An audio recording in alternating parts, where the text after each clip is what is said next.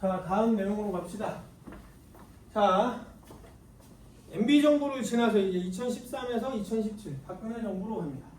자, 이때는 자, 저기 보면은 국정기조라는 게 있어요. 국정기조라는 말이 이제 일반인들한테는 아주 쉽게 쓰여지기 시작합니다. 기조가 뭐냐면 이건 정치인들이나 공무원들은 흔하게 쓰던 말이었어요. 정책이라는 게 기조, 국정이라는 것이 국가 정책의 기조가 무엇이다 라고 표현하는데, 이 기조가 뭐냐? 말 그대로 흐름이야, 흐름. 어떤 비전을 가지고 요렇게 이끌겠습니다라는 흐름을 명문화, 글로 표현한 걸 기조라고 부르는데, 이때 당시에 국정 기조가 문화 융성을 바탕으로 한 스포츠 참가로 국민 행복을 지향한다. 한자어가 많이 들어갔어요.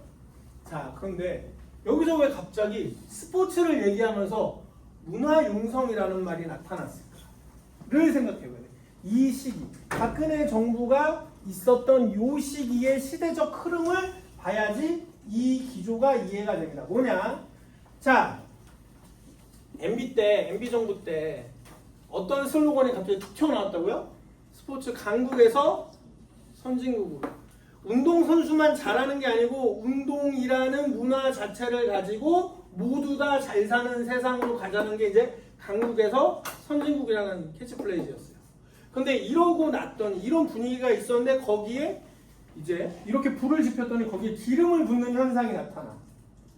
어딘가에서 뚝 떨어져. 뭐냐? 이 말이 힌트가 되는데, 문화 융성이라는 말이 힌트가 되는데 뭐냐? 이 시기부터 한류가 갑자기 막, 여러분들 요즘 얘기하는 K-웨이브, K-컬처, 한류 이런 얘기들이 전 세계 곳곳에서 막 나타나는 거야. 물론 대중문화로 인해서 촉발된 거긴 하지만 우리나라가 이렇게 문화가 대단한 나라였나? 라는 생각을 했는데, 근데 그게 솔직하게 우리가 아주 냉정하게 생각해 보자면 K컬처가 유행이 된다고 돈 벌어요? 본인이? 누가 벌고 있어 지금? 연예인들이 벌잖아, 그치? 우리한테는 우리가 좋아하는 연예인이 생겼을 뿐이지. 자, 강남 스타일을 불렀던 싸이가 돈을 버는 거고, BTS가 돈을 버는 거고, 블랙핑크가 돈을 버는 거야. K컬처가 이렇게 유행한다고 해서 돈 벌고 있어? 아니야, 그쵸? 우리한테 와닿지 않아, 사실. 그런데 어떤 게 중요했냐? 그렇게 K컬처라는 특정 엔터테인먼트 산업을 통해서 대중문화가 전 세계적으로 우리나라의 대중문화가 퍼졌는데, 그게 히트를 운 좋게. 사실 어떤 게 히트한다, 돈을 번다, 운이에 다. 사실은 잘 짜여진 각본에서 시스템을 만들고 팔거리를 상품화한 거긴 하지만 그게 터질지 안 터질지는 열어봐야지 알아. 근데 터진 거예요. 그래서 K컬처가 들어눕지 마. 좀 일어나봐. 들어눕는 건 아니지. 터질 다 찍힌다고. 내 목소리 들어간다고. 자, 들어눕지 마. 자, K컬처가 커져. 자, 그 상황에서 이거를 잘 이용하면 우리나라의 문화, 예술, 체육, 관광이라는 걸 대중들한테도 좋은 방향으로 잘 심어줄 수 있을 것 같은데 라는 생각을 한 거예요. 그리고 희한하게 우리나라는 아직도, 지금에도 아직 남아있지만 문화, 예술, 체육을 경험하거나 체험하거나 그걸 겪어보는 건 내 돈으로 하면 아깝다라는 생각을 많이 해. 그게 과거에서부터 남아있어. 왜? 그거는 처음에 지난주에 얘기했던 것 중에 문화, 체육을 포함해서 못 살던 시절에 학교가 그걸 다 해결해줬거든요. 그림 그리기도 다 학교에서 되게 열심히 가르쳐주고, 우리나라처럼 모든 걸 교육화해서 학교에서 다 해주는 나라가 그렇게 많지 않아요, 사실. 이렇게 예체능을 모두 다 가르쳐주는. 근데 그런 걸 하다 보니 예체능을 돈 주고 한다는 거에 대해서 인식이 크지 않아. 근데 이게 문화 산업화 되다 보니 돈이 되는데, 돈이 되려면 누군가 사고 쓰고 만들고 팔고 해야 돼. 그래서 마침 잘 됐다. K컬처가 이렇게 유행해서 엔터테인먼트 산업이 유행하고 관광 산업이 유행하고 하는데 여기에 이 경제적 성장 분위기를 타서 스포츠도 그렇게 하면 안 돼? 좋잖아. 그래서 이명박 정부 때 문화체육관광부로 체육자가 다시 등장해서 회귀한 마당에 이제 물이 들어온다. 물이 들어오니 뭐해라? 노져라 하는 거야. 그래서 문화 융성을 바탕으로 스포츠 참여율도 넓히고 그 참가가 많아지니 스포츠 참여가 많아지면 어떻게 되겠어요? 당연히 인적 자원 시장에서는 보면 지도자가 많이 필요한 건 당연한 거고 그 다음 스포츠 참여를 많이 하니까 스포츠와 관련된 용품, 브랜드, 시설, 의료 등등이 많이 팔리겠지. 그러면 당연히 그걸 넓게 보면 뭐야? 스포츠 산업 자체가 성장하고 발전하는 거잖아요. 그래서 MB 정부 이후로 그런 K컬처가 유행하기 시작하는 한류 산업이 유행하기 시작하는 흐름을 타고 문화 융성에 문화 예술만 있는 게 아니고 체육도 있어. 스포츠도 넓혀주자. 라고 해서 이런 기조를 만든 겁니다. 기조를 만든 거야. 그래서 그거를 일일이 스포츠 전문가들이 그 또 선거 캠프에 들어가서 일했던 사람들이 이렇게 그리고 나서 그 선거 캠프에서 이제 승리를 했잖아. 대통령이 됐잖아. 그러니까 그걸 정책으로 딱 만들어내는 거예요. 손에 닿는 스포츠. 누구나 쉽게 접근 가능한 스포츠라는 의미로 손에 닿는 스포츠라는 전략. 그 다음에 뿌리가 튼튼한 스포츠. 전문 체육만 누구 하나 막 열심히 때려 눕혀갖고 간신히 금메달 따는 애 만드는 게 아니고 누구나 생활체육에서 전문체육을 넘어올 수 있는 뿌리가 튼튼한 저변을 확대합니다. 그 다음에 경제를 살리는 스포츠 산업이 활성화되면 아까 얘기했던 대로 의류 잘 팔리고 시설 이용하고 브랜드 커지고 할 수 있으니 산업 활성화, 경제를 살리는 이런 전략을 만들어서 스포츠 정책을 박근혜 정부가 명문화를 아주 잘했던 정부로 인정을 받습니다. 근데 이게 이어져. 그러니까 자, 이어져서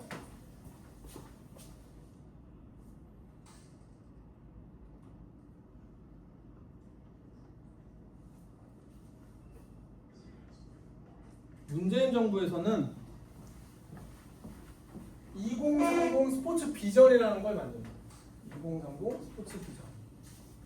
문재인 정부에서는 박근혜 정부가 아주 잘했던 부분들을 이어받아요. 그러니까 과거의 정부는 문재인 정부에서 특히 좋게 인정받는 것들 중에 하나가 뭐냐? 보수와 진보가 바뀌거나 정권이 바뀌어버리면 전에 정부가 했던 거 싹 다 버립니다. 아니면 신경도 안 써. 그리고 우리가 새로 할 거야. 막 그러면 틀을 다시 짜. 그런데 문재인 정부는 박근혜 정부가 체육 정책을 무슨 정책 기조라고 하고 국정 기조와 뭐 비전이라고 해서 전략 이런 거 만들어 놓은 거 보니까 좋은 게 있어. 그게 실천이 얼마나 됐느냐는 결과론적인 건 나중 문제인데 좋은 정책들이 있어. 그리고 그걸 가지고 국민들한테 홍보하거나 교육시키거나 지식을 전수하는데 매우 좋아. 그래서 그런 부분들을 일부 차용해서 문재인 정부는 아예 스포츠 비전이라는 걸 만들어요. 스포츠 비전 2030. 정부가 언제까지예요? 2017년부터 22년까지. 근데 우리가 이 정책을 함으로써 20년대와 30년대까지 먹고 살 수 있는 스포츠의 거리를 만들겠다. 무언가 거리를. 그래서 우리 이 정책이 당장에 돈이 되진 않아도 지금 잘하면 앞으로 10년 먹고 사는데 문제없는 바탕을 먼저 깔아줄게 라는 개념으로 스포츠 비전 2030을 만듭니다. 스포츠 비전 2030. 그래서 이게 뭐냐? 아까 박근혜 정부랑 비슷하게 이렇게 캐치플레이즈랑 거기에 맞는 실천 과제를 이렇게 표어로 만들어요. 그래서 신나는 스포츠, 함께하는 스포츠, 자랑스러운 스포츠, 그 다음에 풀뿌리 스포츠라고 해서. 그래서 신나는 스포츠는 어떤 걸 의미하느냐? 평생 즐기는 맞춤형 스포츠라고 해서 생애 주기별로 프로그램을 만들고 그리고 여러 시설들이 쉽게 집 앞에서 접근 가능하고 여러분들 왜 아파트 단지에 사는 친구들 보면 아니면 뭐 요즘 주택가도 많아요. 길 가다 보면 쇳덩이로 된 헬스기구 본 적 있죠?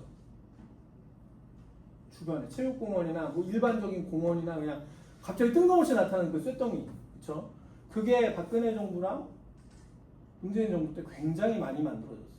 그냥 아무 때나 누구나 쉽게 꼭 돈이 있어서 스포츠센터에 등록하지 않아도 돈이 없어도 산책하다가 운동하고 싶으면 할 수 있도록. 자, 그게 뭐야?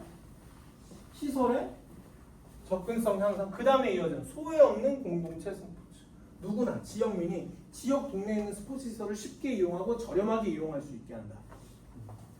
자, 그래서 소외 계층도 지원하고 그와 함께 이 소외 없는 공동체라는 것에 북한도 포함된다. 그래서 북한 교류도 스포츠 교류도 늘어나게 하려고 노력했다라는 거. 자, 소외 계층 지원을 어떻게 하냐? 우리가 흔히 여러분들 아는지 모르겠는데 스포츠 바우처라는 사업이 있었습니다. 그게 뭐냐? 주민자치센터에서 경제력이 안 좋은 주민들한테 스포츠 바우처 일종의 쿠폰을 발행해. 그러면 그 등록을 가지고 스포츠센터에 가. 그러면 스포츠센터에서 나한테 회비가 만약에 한 달 스포츠센터 나는데 10만 원이야. 근데 스포츠 바우처가 7만 원이야. 그러면 주민센터가 그 스포츠센터가 그 회원의 바우처를 주민센터에 등록을 하면 7만 원은 주민센터에서 복지비로 주고 그다음에 3만 원만 내 돈을 내면 돼요. 아니면 7만 원짜리 쿠폰인데 사실 바우처가 쿠폰이란 말이니까 7만 원짜리 쿠폰인데 스포츠센터가 딱 7만 원짜리다. 그럼 그거 하면 자기 돈 낼 필요가 없겠죠. 그런 식으로 소외계층들, 경제적 소외계층들도 운동생활을 할 수 있도록 했다. 근데 이걸 왜 했겠어요? 지금 스포츠 정책에서 선생님이 가장 강조하는 말 중에 최근 이 시대 2000년대에는 뭐가 있어? 스포츠 복지. 왜? 의료비로 많이 쓰는 것보다 건강해서 의료비를 안 쓰는 게 훨씬 더 낭비를 줄이니까 모든 국민이 건강하는 게 좋다고. 그래서 박근혜 정부에 이어서 문재인 정부에서도 함께하는 스포츠, 소외 없는 공동체 스포츠라는 걸 강조하면서 스포츠 복지라는 개념과 철학 내에서.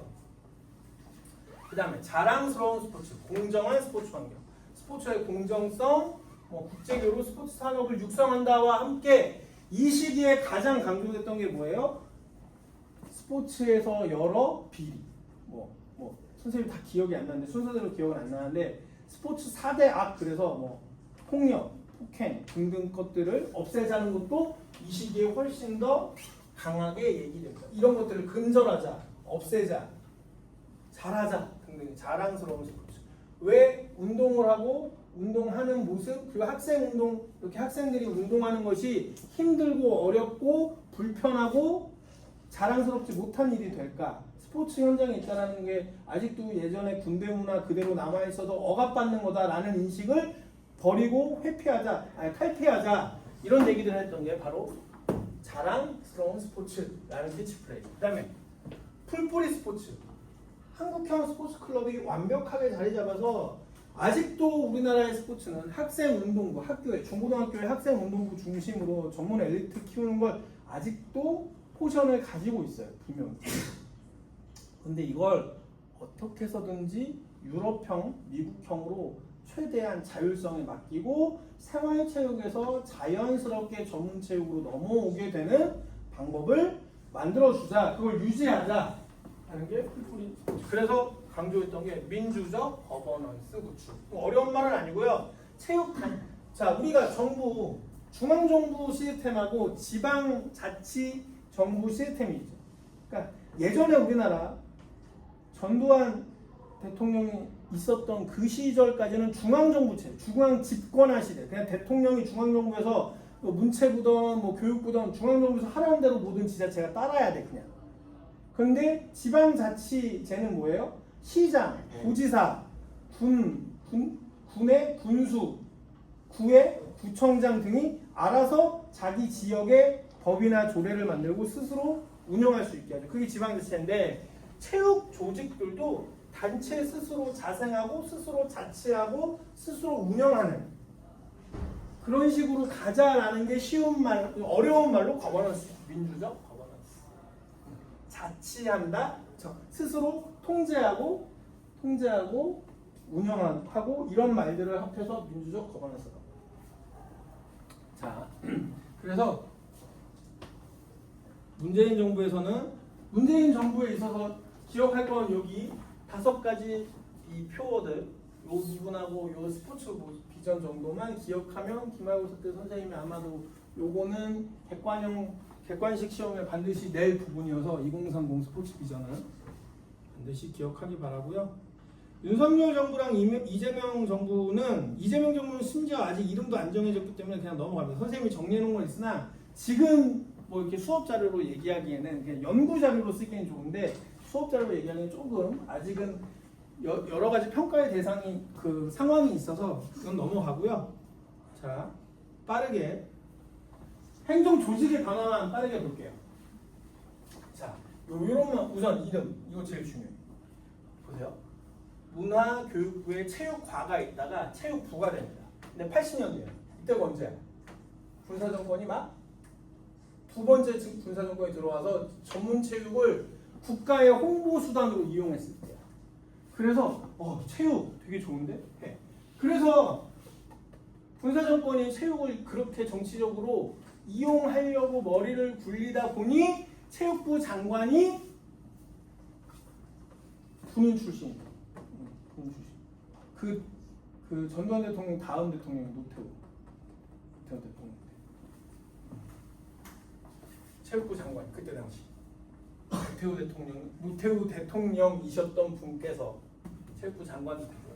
그 다음에 이제 체육만 떨어뜨리니 너무 중첩되고 중복되고 서로 얽히고 설키는 융합적인 여러 가지가 있어서 문화체육부로 또 이름이 바뀝니다. 그러다가 98년도에 문화관광부 김대중 대통령이 취임해서 집권하던 국민의 정부 시기에 98년도에 문화관광부로 체육자가 빠진다. 이러면서 보수 성향의 전문가들은 뭐라고 그런다? 이때부터 노무현 정부 시기의 10년을 스포츠계의 잃어버린 10년이라고 부르고 있다. 그리고 나서 다시 이명박 정부가 들어선 2008년도에 문화체육관광부라고 해서 체육이 다시 복권됩니다. 권한과 책임과 통제력과 정치력이 다시 늘어난 문화체육관광부가 됩니다. 이런 거는 특히 전문체육에 있어서 매우 중요한 요소예요. 왜? 우리는 전적으로 체육이 교육이라는 부분과 올림픽이나 이런 국제 스포츠 이벤트를 하는 데 있어서 정부의 지원과 역할이 매우 중요한 상황에서 지방자치단체 스스로의 능력으로는 다 하지 못하는 상황에서 중앙정부가 이렇게 이름을 놔둠으로써 충분한 지원이나 역할과 기능을 할 수 있는 뭐가 있다? 근거, 법, 예산이 존재할 수 있기 때문에 우리한테 매우 중요한 의미를 가진다.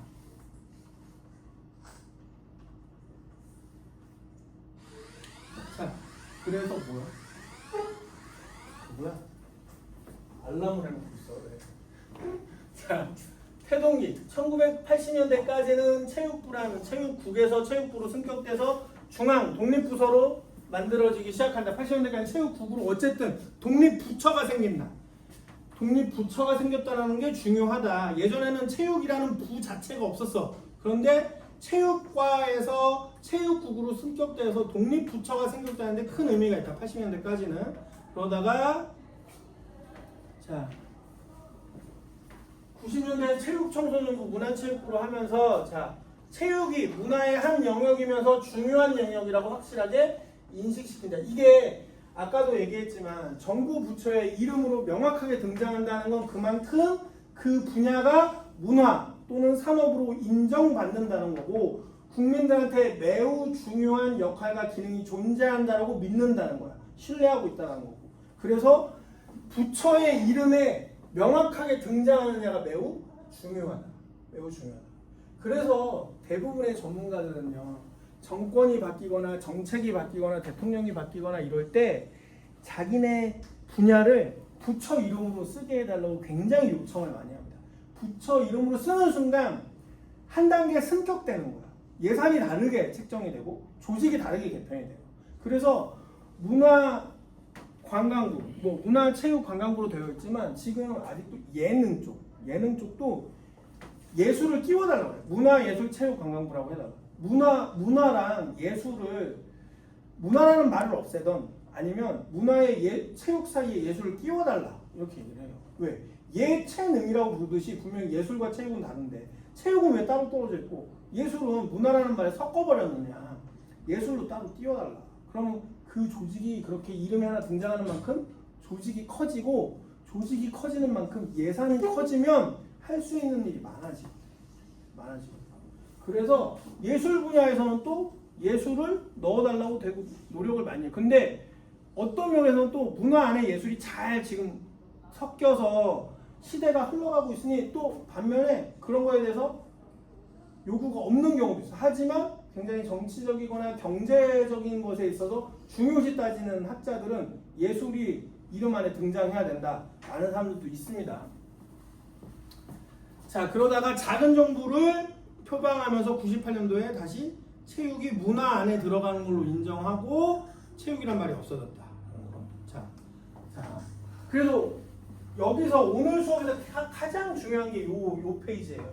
행정조직 변천의 시사점이란 뭐냐? 첫 번째, 위상변화, 독립부처, 체육부 시기는 국위선양이라는 목표가 타 부처와 통합 시기에는 자, 독립부처로 있을 때는 체육을 이용한 국위선양이 매우 중요시될 때 독립부처로 있을 때는 체육만 따로. 그런데 타 부처와 통합의 시기에는 문화, 관광, 여가, 레저 등등과 같이 연계성이 중요하다. 왜? 이거를 하는 시간적인 개념은 똑같거든. 사람들이 자기 일을 하고 남는 시간에 체육을 할까, 예술을 할까, 관광을 할까, 여행을 할까 결정하는 거잖아. 그래서 연계가 중요시해서 타부처와 통합되어서 명칭을 만들 때는 그런 시사점이 있다. 그리고 정책의 영역을 확대했다. 생활체육과 문화체육관광부의 체육국에서는 전문체육만 다루는 게 아니고 생활체육과 스포츠산업과 장애인체육과 등 다른 일반 여타의 전문부서 신설은 체육정책이 엘리트 체육을 넘어서 국민의 삶 전반으로 체육이 확대되었다는 걸 인정하는 것이다. 이렇게 체육 부처들이 체육 관련 부처가 생겨나는 거야.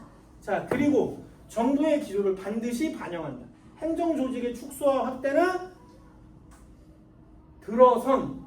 만들어진 그 정권에 따라 국가 경제 상황과 정부의 국정 철학에 따라서 직접적인 영향을 받는다. 체육이 중요할 땐 체육부가 분명히 있었고 체육이 문화의 하나라고 생각해서 체육문화관광부로 축소되기도 하고 그럼에도 불구하고 우리가 메달 따고 국위선양에 도움이 되고 하니까 다시 체육을 올려줘. 아마 예술 분야에서도 누구나 쉽게 알 수 있는 올림픽과 같은 예술 분야의 그런 이벤트가 있다면 예술도 어느 날 국위선양이라는 이유로 튀어나올 수 있어요. 근데 실제로 그런 비슷한 일이 벌어졌어요. 최근에 뭐냐? 중앙부처에는 만들어지지 않았는데요. 선생님 어제 봤는데 이름 까먹었어. 어제 딱 봤는데 난 깜짝 놀랐어요. 오늘 수업 자료랑 비슷하고 이것 때문에 안 되는데 대통령 직속으로 무슨 위원회가 생겼는데요. 그게 대중문화를 이용한 무슨 발전위원회야. 대중문화를 이용. 근데 대통령 직속이에요. 그거. 그러면 그 대통령 직속에 있는 그 위원회의 위원장은 장관이나 차관하고 맞먹는 역할을 해요. 위원회지만 대통령 직속이었어. 근데 그거를 대중문화에 그런 위원회를 만들어줬다네요. 대중문화 분야에 있어서 따로. 그건 그 얘기는 뭐냐? 지금 이 중앙부처의 문화체육관광부에 두기에는 우리나라가 K컬처를 이용해서 대중문화를 이용해서 산업적으로나 경제적으로 이득을 많이 보고 있잖아요. 어쨌든. 그러니 대통령이 경제를 살린다는 관점에서 대중문화를 산업으로 보고 키워줘 볼게, 노력해 볼게 라는 의지가 담겨버린 거예요. 그래서 문화체육관광부, 문화예술체육관광부라 이름은 바꾸지 못하지만 일시적으로라도 내 정권 내 이번 정권에서는 대중문화를 키우는 걸 열심히 한번 도와줘 볼게. 마찬가지. 아까 계속 얘기하던 거. 정책이 만들어지려면 행정이 되려면 법이 있어야 되고 예산이 있어야 되고 그리고 조직이 있어야 돼. 자, 법과 예산은 충분히 있는데 조직이 없으면 안 되잖아. 그러니까 대중문화 무슨 위원회 갖고 대통령 직속으로 만들어 놓고 조직을 만들어서 운영하려고 하는 거예요. 행정은 그렇게 흘러가고 있다. 자, 그래서 주요 특징과 미래를 다시 한번 설명하자면, 자, 과거에 우리나라 한국의 스포츠 정책은 국위선양, 국민통합, 국가 목표 달성을 위한 도구적 성격이 강했습니다. 과거에는 뭐다? 도구적 성격이 강했다. 스포츠를 이용해 먹은 거야. 중앙정부가 쉽게 얘기해서. 근데 현재는 국민의 건강, 행복, 삶의 질 향상을 위한 본질적 가치. 쓰는 사람이 스스로 알아서 이 체육이라는 본질을 잘 이용해서 열심히 잘 사세요 라는 것만 한다는 거죠. 그 다음에 주체의 전환. 과거에는 정부가 모든 걸 계획하고 실행했다면 현재는 민간, 시민사회에서 협력하는 거버넌스를 만들려고 노력하고 있다. 그리고 범위의 확장. 과거에는 엘리트, 전문체육하고 학교체육 중심이었지만 지금은 생활체육, 스포츠산업, 장애인체육, 스포츠 외교 등 다양한 분야로 범위를 확장하고 있다. 자, 이렇게 해서 여기까지 오늘 스포츠 행정 수업을 마칩니다. 자,